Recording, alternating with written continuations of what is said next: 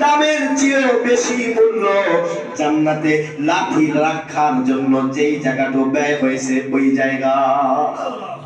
তাহলে আপনি একটা সেকেন্ড পাওয়ার কারণে রব্বে কারীম আল্লাহ যেই জিন্দেগির শুরু আছে জান্নাতের শেষ নাই, ওই জান্নাতের মালিক আপনি হয়ে গেলেন।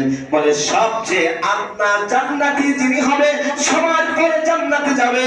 হাদিসে পাকে নবীজি বলেন এই পৃথিবীর 10টার থেকে বড় একটা জান্নাত আল্লাহ দিয়ে দিবে। তাহলে এখন একটা সেকেন্ডের কত দাম। আবার বাবা একটা সেকেন্ড হায়াত পায় নাই, মায়ের পেট থেকেই দুনিয়ার মধ্যে আগমন করেছে, কোনো আলামত নাই, দুনিয়ার হায়াত পায় নাই। এই সন্তানটার নাম রাখা হয় না, জানাজাও দেওয়া লাগবে না, তার কাফন দাফন করা লাগবে না, তাকে নবীজির মিল্লতের সাথেও কবরে দাফন করা লাগবে না, বরং এই সন্তানটাকে একটা কাপড়ের মধ্যে পেঁচাইয়া ওই যে কবরস্থানের মধ্যে মাটি খনন করে রেখে দিবে, বা যদি চায় কোথাও ফেলেও দিতে পারে।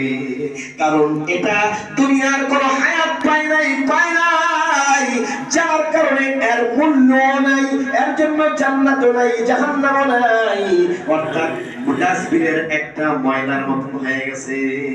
ঠিক না বেটি? একজন মানুষ হায়াতের জিন্দেগি 40, 50, 60, 70, 80 বছর পেয়েছি।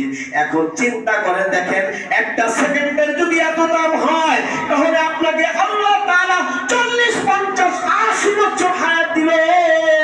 কতগুলো সেকেন্ড, কতগুলো মিনিট, ঘন্টা, মাস, বছর আপনাকে দিল।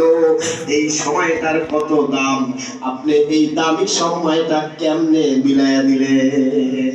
যদি মালিক বলে মালিক ইয়াউমিদ্দিন লিমানিল মুলকুল ইয়াউম লিল্লাহিল ওয়াহিদিল কাহ্হার, আজকে তোমার 40 বছরের হায়াতের হিসাবটা আমার কাছে দাও, তখন আপনি আর আমি কি হিসাব দিব?